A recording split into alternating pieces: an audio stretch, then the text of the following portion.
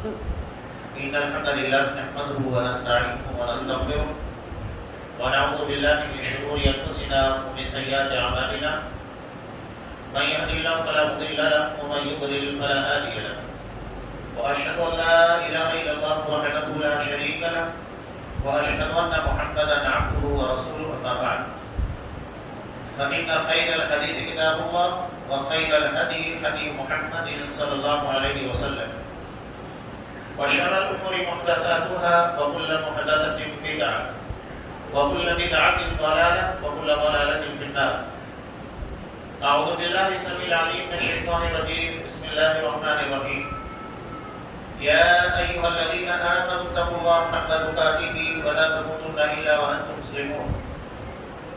يا أيها الناس اتقوا ربكم الذي خلقكم من نفس واحدة وخلق منها زوجها وبث منهما رجالا كثيرا ونساء واتقوا الله الذي تساءلون به والأرحام إن الله كان عليكم رقيبا.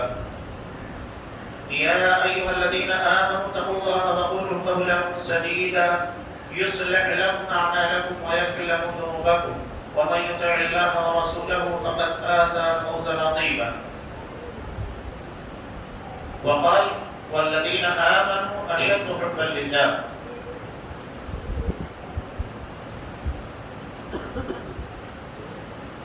تمام قسم کی تعریفات اللہ رب العالمین وحدہ لا شریک للہ و صفات ہے جو ساری کائنات کا تنہا خالق و مالک ہے، اور بے شمار درود و سلام اللہ کے آخری نبی جناب کریم محمد رسول اللہ صلی اللہ علیہ وسلم کی ذات مقدسہ پر. محترم سامعین، عزیز مابین،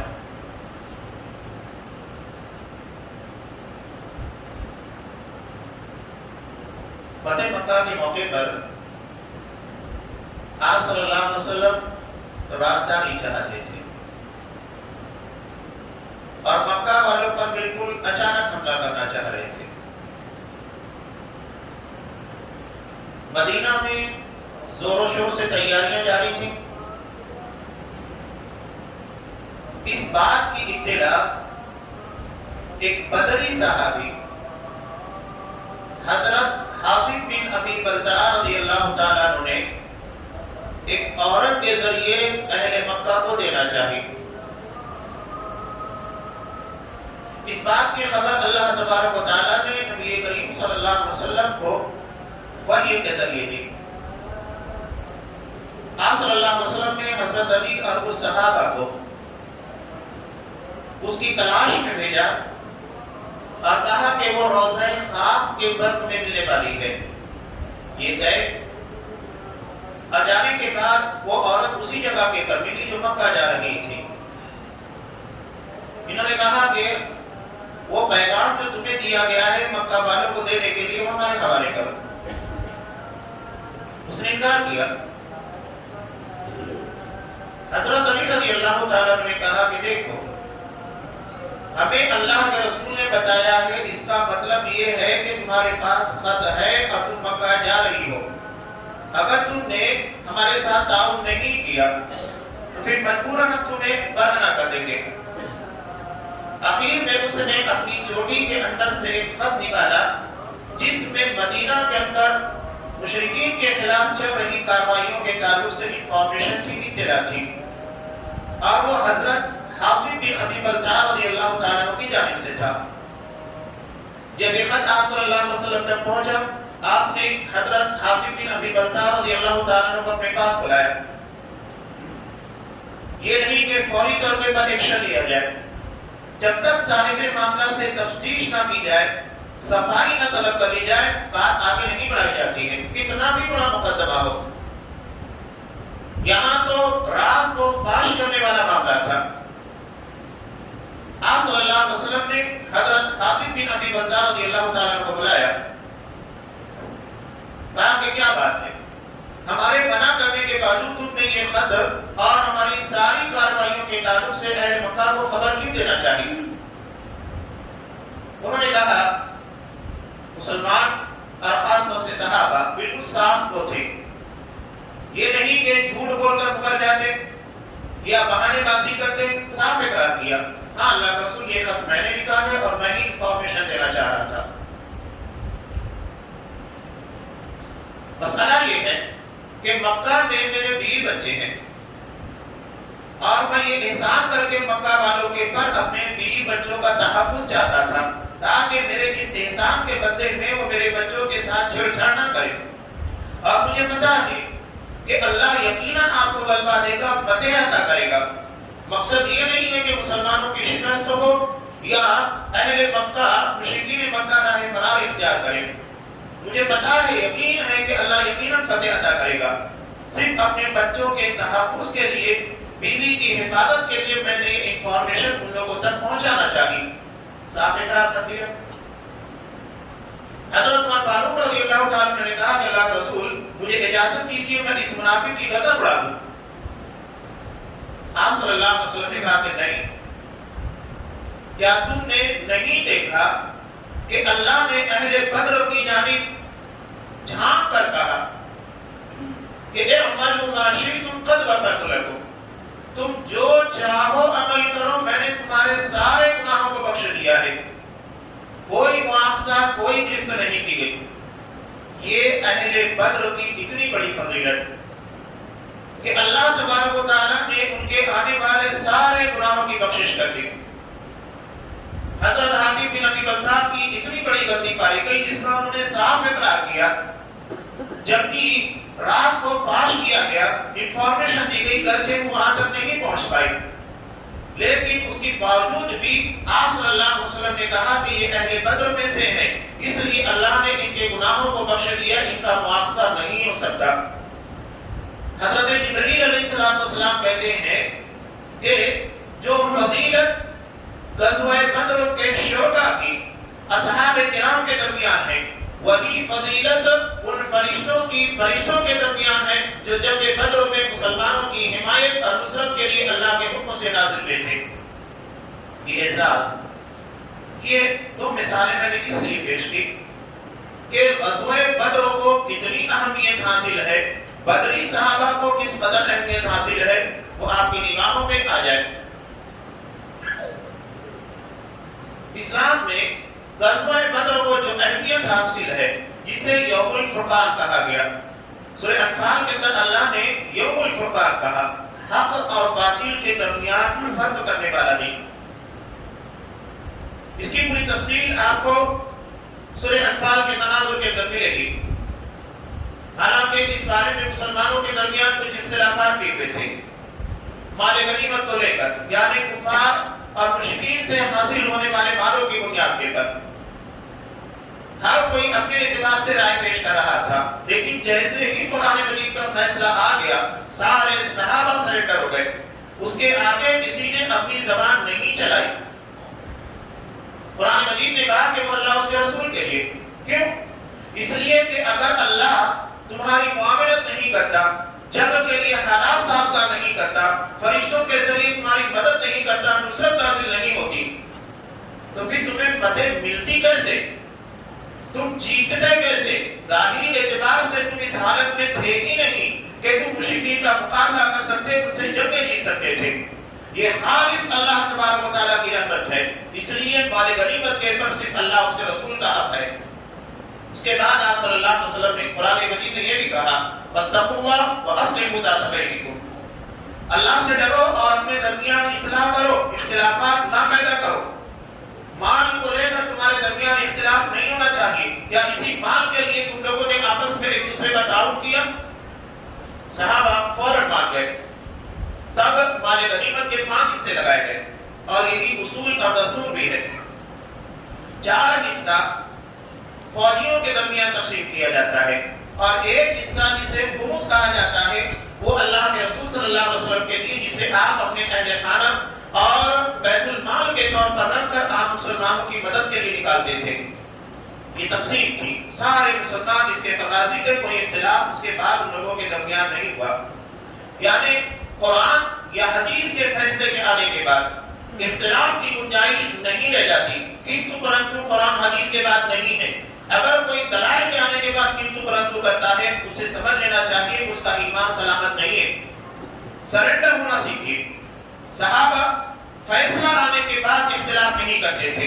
جب تک حکم نہیں ہے، دلائل نہیں ہے، اختلاف ہے، لیکن دلائل کے آنے کے بعد ان کے درمیان اختلاف نہیں تھا، اور یہی ہمارا معاملہ ہونا چاہیے.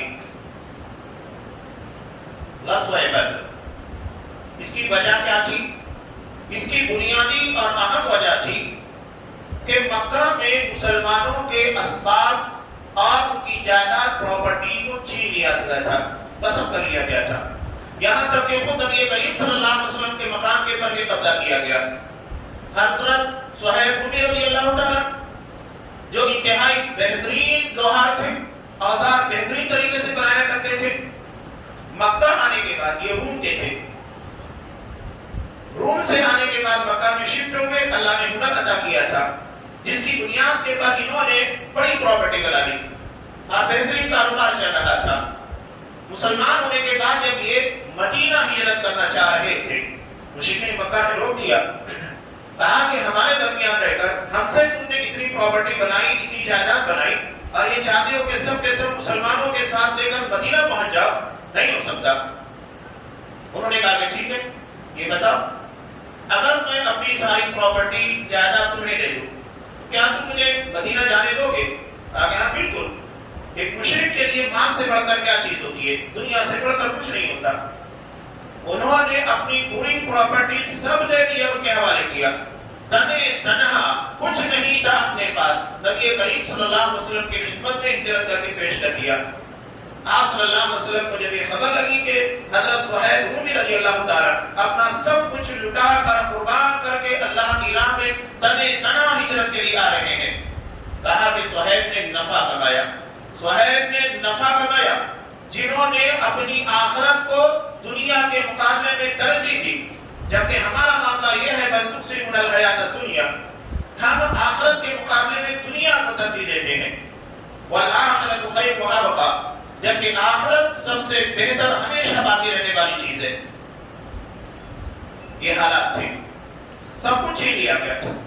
تو آپ صلی اللہ علیہ وسلم اس کی تلافی کے لیے جو جائیداد مسلمانوں کے جو نقصانات ہوئے تھے اس کی بھرپائی کے لیے مشرکین کا ایک بہت بڑا قافلہ، جو کہ حضرت ابو سفیان رضی اللہ تعالیٰ عنہ جس وقت مسلمان نہیں تھے، ان کی قیادت میں صرف 40 آدمی تھے، ملک شام سے پورے اسباب کے ساتھ اور پورے مال کے ساتھ مکہ لوٹ رہا تھا. اور اس کی مالیت آج کے اعتبار سے 262 کلو سونے کی تھی. اتنی بڑی پراپرٹی، اتنی جائیداد لے کر 262 کلو سونے کی مالیت تھی. آپ صلی اللہ علیہ وسلم اس کے بعد اٹیک کر کے، حملہ کر کے اس مال کی تلافی کرنا چاہ رہے تھے جو مکہ کے اندر مسلمانوں سے چھین لیا گیا تھا. اور اس کا ایک سبب یہ بھی تھا، اور آگے چل کے جیسا کہ ہوا بھی، کہ اس قافلے کی پراپرٹی، اس قافلے کے پروفٹ کو، منافع کو مسلمانوں کے خلاف استعمال کیا جانے والا تھا. دو اہم وجہ تھی، ایک تو اپنے نقصانات، اپنی پراپرٹیز کی تلافی، اور دوسرے اپنے دفاع، اپنے ڈیفنس کا حق تھا کہ اس قافلے کے پروفٹ کے ذریعے مسلمانوں کے خلاف ایکشن لینا تھا، ان کے خلاف کارروائی کرنی تھی. تو یہ دو بڑی وجہ تھی جو اس قافلے کے پر آپ صلی اللہ علیہ وسلم نے حملہ کرنا چاہا. حضرت ابو سفیان رضی اللہ تعالیٰ جو اس قافلے کے نگراں تھے، انہیں احساس ہو گیا کہ یقیناً اس کے پر حملہ ہونے والا ہے. چنانچہ انہوں نے چوکسی تیز کر دی. آپ صلی اللہ علیہ وسلم اس کی تلاش میں مدینہ سے نکلے، لیکن چونکہ مدینہ سے نکلتے وقت مسلمانوں کے لیے یہ اعلان نہیں تھا کہ جنگ ہوگی، بلکہ قافلے کی تلاش میں نکلنا ہے، جس کی بنیاد کے پر اصحاب کرام میں سے پیچھے بھی رہ گئے. عام حکم نہیں تھا تمام لوگوں کو شریک ہونے کے لیے، بلکہ اختیارات کیے گئے، جس کو شریک ہونا ہے شریک ہو جائے، جس کو نہ شریک ہونا ہے نہ ہو. بہت سارے اصحاب کرام شریک نہیں بھی ہو پائے تھے. جب آپ صلی اللہ علیہ وسلم آگے بڑھے، حضرت ابو سفیان رضی اللہ تعالیٰ عنہ اپنی مہارت اور اپنی تیز دماغی کی وجہ سے قافلے کو مسلمانوں کی رینج اور ان کی بساط سے باہر نکال لے گئے. ایک جگہ کے پر انہوں نے، جہاں پر آپ صلی اللہ علیہ وسلم نے کچھ جاسوس کو بھیجا تھا خبرگیری کے لیے، اتنا ذہنی مطالعہ، جیسے ہی حضرت ابو سفیان وہاں اترے، اونٹ کی مینگنی کو توڑ کر دیکھا تو اس میں کھجور کی گٹھلیاں تھیں. کہا کہ یہ تو یثرب کا چارہ ہے، یعنی مدینہ کا. اس کا مطلب یہ کہ مدینہ کے لوگ ہماری تلاش میں ہمارے پیچھے لگے ہوئے ہیں۔ فوری طور کے پر انہوں نے مکہ مدد کے لیے ایک آدمی کو تیز رفتار گھوڑے کے پر بھیجا۔ وہ مکہ گیا، مکہ جانے کے بعد اس نے اپنے لباس کو اتارا، لباس اتارنے کے بعد بالکل برہنہ ہاتھ میں اپنے اونٹ کے کوہان کو چیرا۔ یہ اعلان جنگ ہوتا تھا کسی ہنگامی حالت کے لیے۔ سارے لوگ چوکنا ہو گئے، اس کا مطلب یہ ہے کہ کوئی بہت بڑا حادثہ پیش آیا ہے۔ اب اس کے بعد اس نے انفارمیشن دی کہ مسلمان ہمارے قافلے کے پر حملہ کرنا چاہتے ہیں۔ چنانچہ مکہ میں ہنگامی طور کے پر ہر شخص مسلمانوں کے خلاف تیار ہوا، یہاں تک کہ جو نہیں آ سکتا تھا اس نے اپنا کوئی آدمی پیسہ لگا کر بھیجا تاکہ مسلمانوں کے خلاف اقدام کیا جا سکے۔ یہ حالات تھے۔ یہاں ایک بات میں بتاؤ، مال کی اہمیت آج بھی جتنی غیر مسلموں کے اندر ہے مسلمانوں کے اندر نہیں ہے۔ حالانکہ ہمیں زکات کا پورا ایک شعبہ دیا گیا ہے لیکن ہمیں اس کا احساس نہیں۔ دین کے معاملوں میں وہ جذبہ نہیں ہے۔ آج بھی عیسائیوں کی بات میں بتا رہا ہوں، متدین عیسائی جو ہوتا ہے دیندار، یہ اپنی پیمنٹ کا 10واں حصہ پیمنٹ ملنے کے بعد پہلے چرچوں میں قوم کے حوالے کرتا ہے، اس کے بعد اپنی پیمنٹ کو گھر لے جاتا ہے۔ اپنی پیمنٹ کا 10واں حصہ آج ہم کتنا دیتے ہیں؟ اب اس کے بعد ہم یہ چاہیں کہ دین کی خدمت انتہائی تیز رفتاری کے ساتھ ہو، نہیں ہمارے اندر وہ جذبہ۔ اصحاب کرام نے کتنی خدمات کی، مال کے ذریعے کتنا تعاون کیا، یہ تو ہم پڑھتے ہیں سنتے ہیں کہ جب کہ تبوک کے موقع پر حضرت ابوبکر صدیق نے اپنی پوری پراپرٹی لا کر پیش کر دی، حضرت عمر فاروق نے مقابلہ آرائی کرتے ہوئے آدھی پراپرٹی، حضرت عبدالرحمن بن عوف نے لا کر ڈھیر سارا مال نبی کی خدمت میں پیش کیا۔ مال کی سخت ترین ضرورت ہوتی ہے خدمات کے لیے، بغیر اس کے دین کا کام آگے نہیں بڑھ سکتا۔ اور آپ صلی اللہ علیہ وسلم نے وہی اہمیت یہاں جتائی۔ اور مشرکین مکہ، سوچنے کی بات ہے 262 کلو سونے کی مالیت، اتنا بڑا بجٹ وہ مال کا مسلمانوں کے خلاف استعمال کر رہے تھے۔ ہم کتنا بڑا بجٹ اپنا اسلام کے دفاع کے لیے، اسلام کی ترویج کے لیے یا مسلمان قرآن ان ساری چیزوں کے دفاع کے لیے استعمال کرتے ہیں؟ نہیں ہمارے پاس۔ آپ اس کے بعد اعتراضات کو پوچھئے، بڑے بڑے اعتراضات، نکتہ چینیاں۔ بنی اسرائیل کا جو واقعہ قرآن مجید میں اس قدر بیان کیا گیا ہے، اس کی بڑی وجہ یہی ہے، یہ بڑی حد تک مقابل تھی۔ اپنے نبی کے پر اعتراض کے پر اعتراض کرنا، ساری کھلی نشانیاں دیکھنے کے بعد پھر اعتراض۔ تو یہ ہر دھرمی کی بنیاد کے پر، اور آپ صلی اللہ علیہ وسلم نے کہا لَتَتَّبِعُنَّ سُنَنَ مَن كَانَ قَبْلَكُمْ، تم بھی اپنے سے پہلے لوگوں کے طور طریقے اپناؤ گے، جس طرح وہ کیا کرتے تھے اس طرح تم بھی کرو گے۔ اور وہ چیزیں آج نمایاں طور پر ہم کو دکھائی دیتی ہیں، جھیلنا پڑتا ہے ساری چیزوں کو۔ وہ اتنی اہمیت آج بھی آپ دیکھیے، ہم ہندوستان کے اندر ایک تنظیم کے بارے میں بار بار باتیں کرتے ہیں، کیا وہ تنظیم بغیر منصوبہ بندی، بغیر پلاننگ کے یہاں تک پہنچ گئی؟ انہوں نے کچھ نہیں کیا، اپنے آپ صرف افراد کی قوت کی بنیاد کے پر انہوں نے کتنے سارے اختیارات حاصل کر لیے، بغیر محنت، بغیر جستجو کے، بغیر علم کے، بغیر ٹیکنالوجی کے، بغیر محنت کیے ہوئے۔ صرف اعتراضات یہ ہمارے مسائل کا حل نہیں ہے، یہ ہماری مشکلات کا حل نہیں ہے۔ جبکہ بدر کا ایک بہت بڑا پیغام ہے منصوبہ بندی۔ آپ صلی اللہ علیہ وسلم نے صرف جا کر میدان بدر میں کھڑے ہو گئے اور فرشتے آئے، مسلمانوں کو فتح مل گئی، ایسا نہیں تھا۔ مشرکین ایسا نہیں تھا کہ سامنے آئے اپنی گردنیں کٹا کر چلے گئے۔ آپ صلی اللہ علیہ وسلم نے اپنی بساط پر جتنی اللہ نے طاقت دی ہے، منصوبہ بندی کی، پلاننگ کی، اس کے بعد اللہ تبارک و تعالیٰ کی مدد اور نصرت آئی۔ تو تدبیر اور تقدیر دونوں ضروری ہے۔ یہ نہیں کہ آپ صرف تقدیر کے پر بھروسہ کیجیے، اور نہ ہی یہ کہ صرف تدبیر کے پر ہاں ہم نے بہت اچھا پلان بنایا ہے اس لیے ہم کامیاب ہوں گے، نہیں۔ تدبیر اختیارات اللہ نے جتنے دیے ہیں اس کو استعمال کیجیے، لیکن تقدیر اللہ کے حوالے کیجیے، نتیجہ اللہ برآمد کرتا ہے۔ دونوں چیزیں ضروری ہے، تدبیر ہمارے اختیار کی بات ہے، تقدیر اللہ تبارک و تعالیٰ کا فیصلہ ہے۔ تو یہ شکوے اور شکایتیں بے معنی ہیں۔ مسائل کے حل کی کوشش کیجیے۔ جو طور طریقہ آپ صلی اللہ علیہ وسلم کی زندگی کا اسوہ نمونہ کا ہمارے سامنے ہے، اس کو اختیار کیجیے، وہ ہمارے مسائل کا حل ہے۔ شکوے اور شکایتوں کی بنیاد کے پر مسائل حل کبھی نہیں ہوں گے، اور ہم صرف شکایتیں کر رہے ہیں، جبکہ ہمارے سامنے آپ صلی اللہ علیہ وسلم نے مکمل ضابطہ رول عطا کیا اسے فالو کرنے کی ہمیں کوئی ضرورت نہیں ہے. صرف یہ جنازات اور نکتہ چینیاں اس سے مسئلہ حل نہیں ہوگا. اپنی اتساق پر کوشش کیجئے, اس کے بعد دیکھیے کہ اللہ کی نعمت, اللہ کی نصرت کیسے نہیں حاصل ہوتی ہے. اب ہوا یوں کہ آپ صلی اللہ علیہ وسلم کو معلوم ہو گیا کہ یہ لوگ ہماری اتساق کے باہر نکل چکے ہیں اور انہوں نے قافلے کو بچا لیا ہے.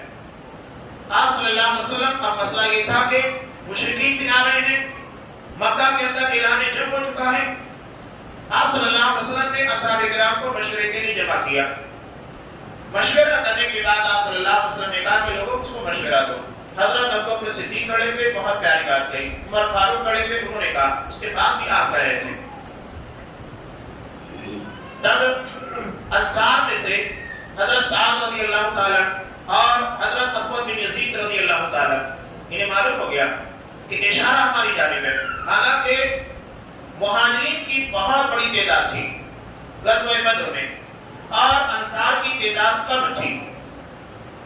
آپ صلی اللہ علیہ وسلم نے ہجرت سے پہلے انصار سے یہ معاہدہ کیا تھا کہ تم مدینہ میں رہ کر ہماری مدد کرو گے. مدینہ کے باہر کے تعلق سے ذمہ داری ان کو نہیں دی گئی تھی.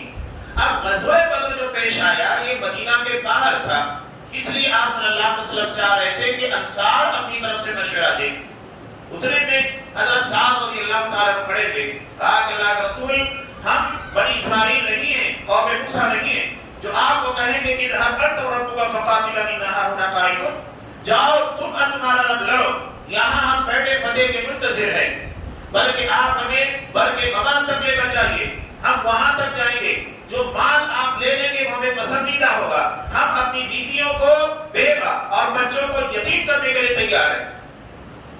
آپ صلی اللہ علیہ وسلم نے جب یہ بات سنی تو کہا کہ سنو, دشمن اپنی طاقت, اپنے افراد اور اپنے اوزار کے پر بھروسہ کر کے آیا ہے اور ہمارا یقین اللہ تبارک و تعالیٰ کی ذات کے پر ہے.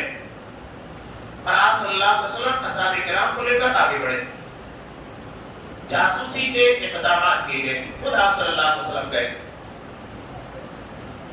حضرت ابوبکر صدیق رضی اللہ تعالیٰ, منصوبہ بندی پلاننگ میں بتا رہا ہوں. وہاں جانے کے بعد ایک بوڑھا شخص تھا, اس سے سوال کیا.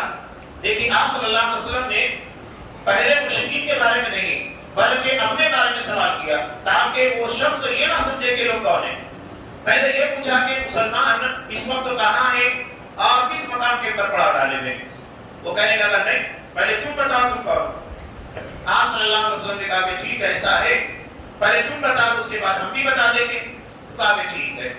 اس کے بعد اس نے کہا کہ مجھ کو جو انفارمیشن ملی ہے اس کے مطابق مسلمان اس مقام پر ہے اور ایگزیکٹ اسی جگہ کا پتہ بتایا جہاں مسلمان موجود تھے. اور اس کے بعد اس نے مشرکین کے بارے میں بھی بالکل وہی جگہ بتائی جہاں پر وہ موجود تھے. اس کے بعد وہ کہتا ہے کہ اب بتاؤ تم لوگ کون. آپ صلی اللہ علیہ وسلم نے کہا ہم اور تم ایک ہی پانی سے ہیں, یعنی ہماری تمہاری نسل ایک ہی ہے, سب آدم کی اولاد ہے. اتنا بول کر نکل گئے. وہ پریشان ہو گیا, کہتا کہ کہاں کے پانی کے, یعنی کس نسل کے ہو, عراق کے ہو, یمن کے ہو, کہاں کے ہو. تب تک آپ صلی اللہ علیہ وسلم وہاں سے جا چکے تھے. اس کے بعد آپ نے اس صحابہ کو بھیجا, حضرت علی, حضرت زبیر وغیرہ کو. یہ گئے اور بدر کے چشمے کے پر مشرکین مکہ کے 2 سپوں کو پکڑا, پانی پلانے والے غلام تھے بیچارے, ان کو پکڑ کر لائے. اور یہ ابھی اسی امید میں تھے کہ شاید یہ قافلے والے ہیں, اور قافلے والے ہوں گے تو مال اسباب ہمارے ہاتھ میں لگ جائے گا. ان لوگوں کو پکڑ کر لایا گیا. آپ صلی اللہ علیہ وسلم اس وقت نماز ادا کر رہے تھے نفل. ان لوگوں نے سختی کی, کہا کہ نہیں بتاؤ کون ہو, تم قافلے والے ہو. انہوں نے کہا کہ نہیں. اس کے بعد ان لوگوں نے سختی کی تو انہوں نے کہا کہ ہاں قافلے والے. پریشان ہو کر ان لوگوں نے اقرار کر لیا. آپ صلی اللہ علیہ وسلم نماز پڑھے. نماز پڑھنے کے بعد کہا کہ جب یہ سچ کہہ رہے تھے تم زیادتی کر رہے تھے, اور جب انہوں نے غلط کہا تو تم نے مان لیا. یہ قافلے کے نہیں بلکہ لشکر کے آدمی ہیں. اس کے بعد آپ صلی اللہ علیہ وسلم نے ان سے پوچھا کہ بتاؤ مشرکین کی تعداد کتنی ہے. انہوں نے چپی ساتھ دی. انہیں منع کیا گیا تھا اپنی تعداد کے بتانے کے لیے. انسان کے ذہن و دماغ میں جو راز ہوتا ہے یا اس سے متعلق جتنی باتیں ہوتی ہیں جس کو نہیں بتانا چاہتا, تو وہ کبھی کسی کو نہیں بتائے گا. وہ اپنے ذہن کے ایسے خانے کے اندر رکھتا ہے جو بالکل محفوظ ہوتا ہے، اور اس طریقے کا کوئی بھی ورڈ، کوئی بھی جملہ اگر اس کے ذہن و دماغ سے ٹکرائے گا وہ فوری طور پر چوکنا ہو جائے گا، وہ نہیں بتائے گا. باقی لوگوں کو اس طریقے سے راز کو چھپانے کے لیے تلقین کی گئی تھی. آپ صلی اللہ علیہ وسلم کتنے ذہین تھے. کہا کہ ٹھیک ہے، اچھا یہ بتاؤ روزانہ کتنے اونٹ ذبح ہوتے ہیں؟ اب وہ سمجھے کہ اونٹ کے ذبح ہونے اور ہماری تعداد کا کیا تعلق ہے.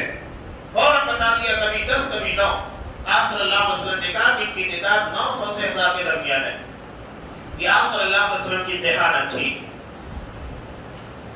ذہانت، منصوبہ بندی، تدبیر، یہ مومن کا شیوا ہوتا ہے، حکمت عملی کے تحت کام کرنا. اس کے بعد آپ صلی اللہ علیہ وسلم مزید آگے بڑھے.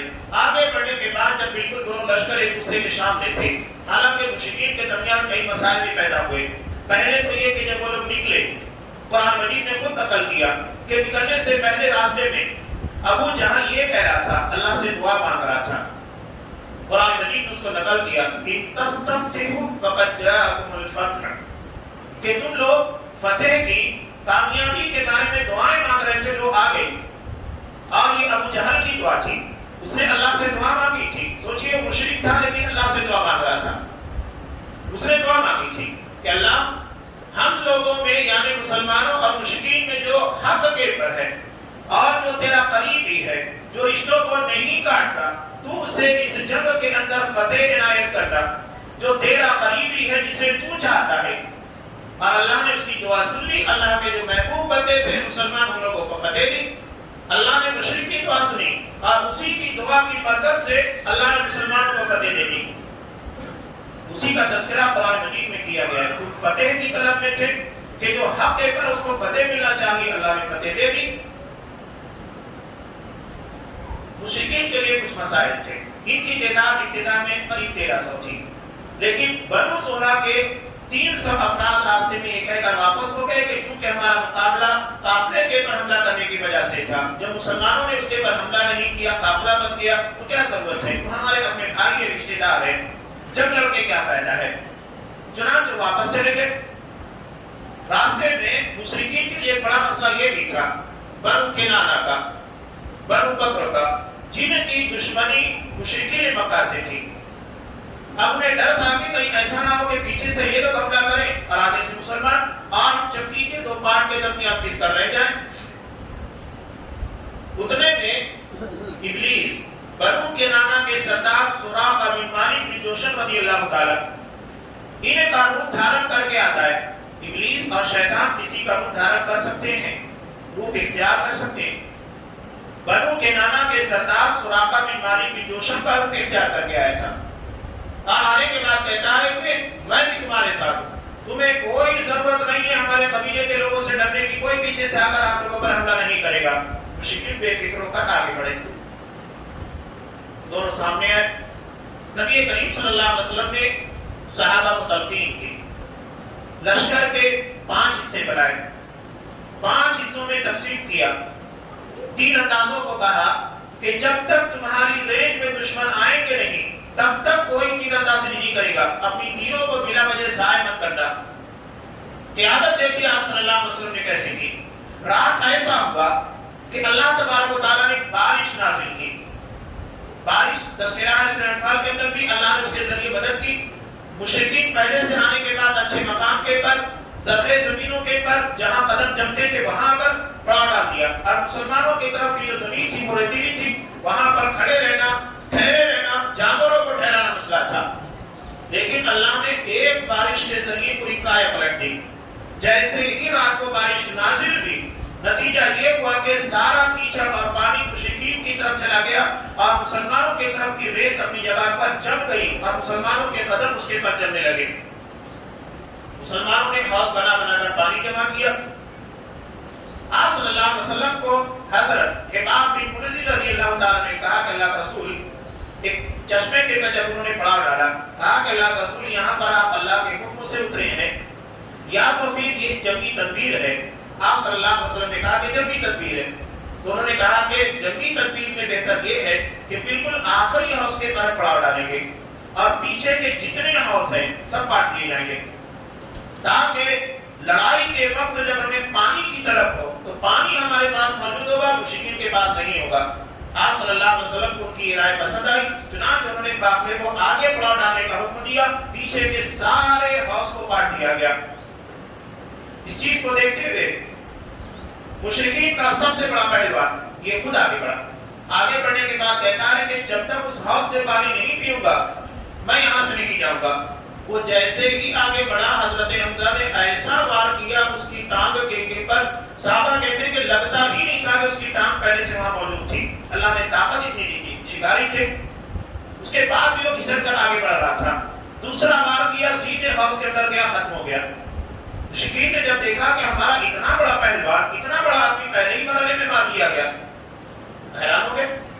یہاں ایک بات یاد رکھیے گا، جنگ بدر کو اتنی فضیلت جو حاصل ہے، اور خاص طور سے جنگ بدر کے شرکا کو اور جنگ بدر کو جو یہ فضیلت عطا کی، اس کی سب سے اہم اور بنیادی وجہ میں بیان کر کے اپنی بات کو مکمل کر دوں آگے۔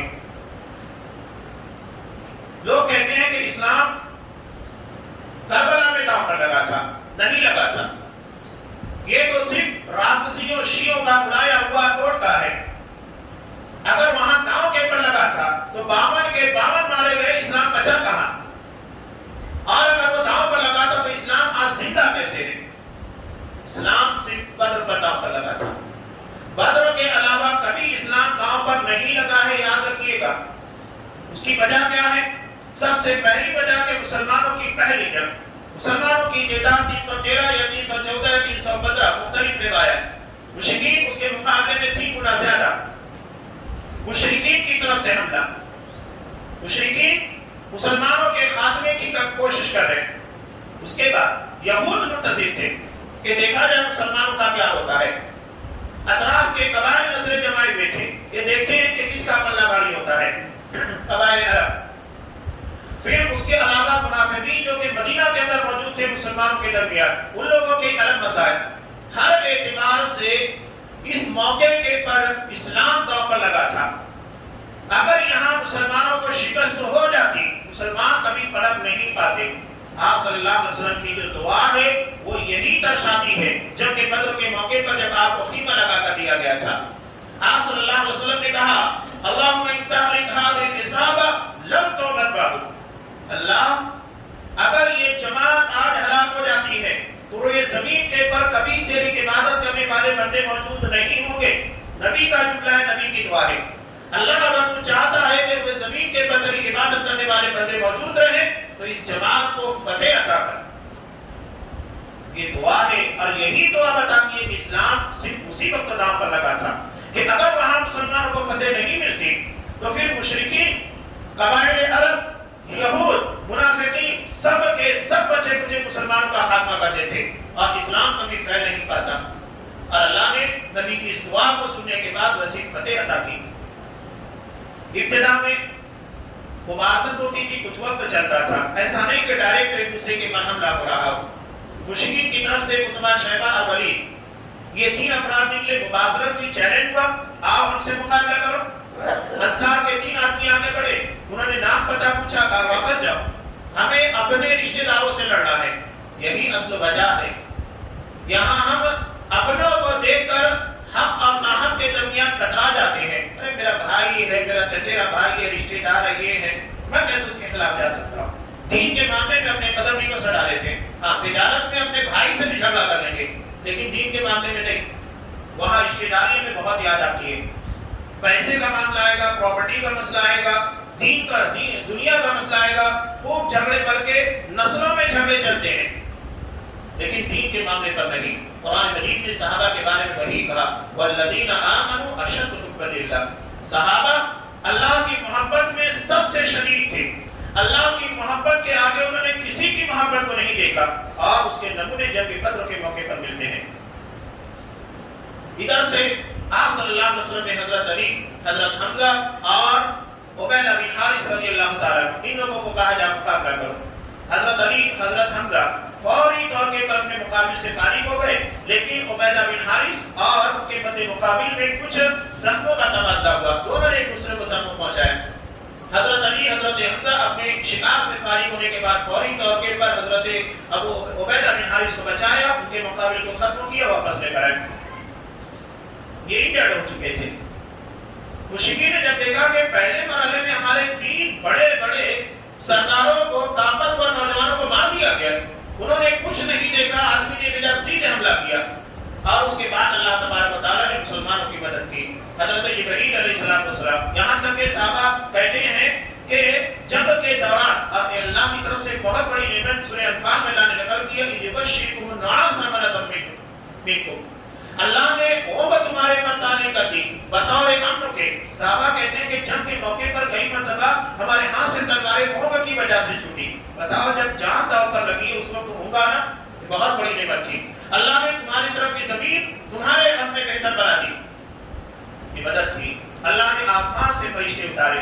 حضرت جبرائیل علیہ السلام صحابہ کے درمیان آپ آئے، کہا کہ جبرائیل دیکھو فرشتے آسمان سے اتر رہے ہیں گھوڑوں کے پر تمہارے درمیان.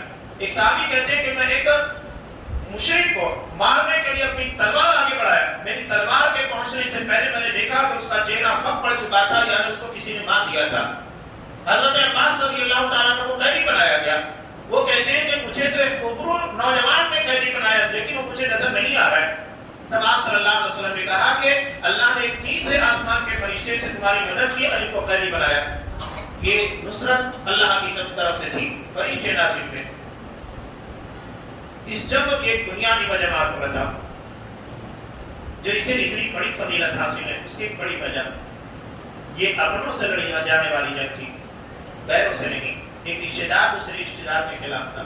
میں نے پہلے کہا کہ ہم یہاں کنی کاٹتے ہیں، اپنے آپ کو بچانے کی کوشش کرتے ہیں دین کے معاملے میں. وہاں اللہ کی محبت میں انہوں نے کسے کسے مارا آپ کو پتا ہے؟ حضرت ابو عبیدہ بن جراح رضی اللہ تعالی امین هذه الامه، اس امت کے سب سے امانت دار صحابی. یہ کہتے ہیں کہ ایک شخص میری تلوار کی زد میں کئی مرتبہ آیا، میں نے تھوڑا سا نظر انداز کیا، لیکن جس وقت مکمل طریقے سے میری تلوار کی رینج میں آیا تو میں نے تلوار چلانے میں جھجک محسوس نہیں کی، مار دیا. کسے مارا تھا؟ کون تھا جس کے بعد انہوں نے ایک مرحلے میں اپنی تلوار کو چلا کر خاتمہ کیا تھا؟ اپنے سب کے باپ کو مارا تھا. سوچئے کہ جب ایسی رہی ہوگی کہ ادھر بیٹا ہے سامنے باپ ہے، اور جب باپ تلوار کی سر میں آتا ہے تو بیٹا اپنی تلوار نہیں روکتا ہے، مار لیتا ہے. یہی ہے قرآن کہتا ہے والذین آمنوا اشد حبا للہ، کہ مومن اللہ کی محبت میں سب سے شدید، اللہ کی محبت کے آگے انہوں نے کسی کی محبت کو نہیں دیکھا. یہی پیغام بدر ہے کہ اللہ کی محبت کو دنیا کی ساری محبتوں کے پردگی دینا سیکھیے. اگر یہ جذبہ ہمارے اندر نہیں ہے تو ہمارا ایمان کامل نہیں ہے. یہ بدر کے واقعات، بدر کی جنگ، اس کو سن کر ہمارے لیے کوئی فائدہ نہیں اگر اس پیغام کو نہیں سمجھ پائے، اس محبت کو نہیں زندہ کر پائے جو محبت صحابہ کے اندر تھی. حضرت عمر فاروق رضی اللہ تعالی ان کے مقابلے میں ان کا سگا ماموں آس بن ہشام آتا ہے، مار دیا، نہیں چھوڑا، جگہ کے پر خاتمہ کیا، اپنے ماموں کے پر حملہ کیا. حضرت ابوبکر صدیق رضی اللہ تعالیٰ عنہ کا بیٹا وہ کہتا ہے کہ بعد مسلمان ہو گیا تھا، وہ کہتا ہے کہ ابا جان آپ میری تلوار کی عزت میں بدر کے موقع پر کئی مرتبہ آئے، لیکن میں نے یہ سوچا کہ جانے دیجیے باپ میں کون مارے گا. حضرت ابوبکر صدیق کہتے ہیں اپنے بیٹے سے، اپنے لفظ جگر سے کہا کہ بیٹے اگر تو میری تلوار کی عزت میں آتا میں نہیں چھوڑتا. میں یہ نہیں دیکھتا کہ تو میرا خون ہے، میرا لفظ جگر ہے، میں یہ دیکھتا کہ تو اللہ کے دین کا دشمن ہے، مار دیتا، میں نہیں چھوڑتا. یہ ہے فضائے بدر. اسی بنیاد پر اللہ نے مسلمانوں کو نصرت عطا کی، فتح عطا کی. مشرکین کے 70 لوگوں کو مارا گیا اور 14 مسلمان شہید ہوئے. مسلمانوں کو اتنی بڑی فتح عطا کی اللہ تبارک و تعالیٰ نے اس بنیاد کے پر، اسی جذبے کی بنیاد پر، اسی ایمان کی بنیاد پر، جبکہ مسلمانوں کے پاس ظاہری طور پر کوئی سبب نہیں تھا، طاقت نہیں تھی، اوزار نہیں تھا، ایک ایک اونٹ کے پر 2-2 3-3 آدمی سواری کر رہے تھے. ایک صحابی کے پاس تلوار نہیں تھی، کہا کہ اللہ رسول تلوار نہیں ہے. آپ صلی اللہ علیہ وسلم نے ایک لکڑی اٹھائی، فضا میں لہرائی، اللہ نے اسے تلوار بنا دیا. اخیر وقت تک وہ تلوار ان کے پاس رہی اور اسی سے مشرکین کا مقابلہ کرتے تھے. شاید اسی لیے کہتا ہے فضائے بدر پیدا کر فرشتے تیری نصرت کو اتر سکتے ہیں گردوں سے قطار در قطار بھی. اللہ تبارک و تعالی اس پیغام کو سمجھنے کی توفیق دے. آمین. بارک اللہ لنا ولکم فی القرآن العظیم ونفعني وإياكم بالآیات والذکر الحکیم. انہ تعالی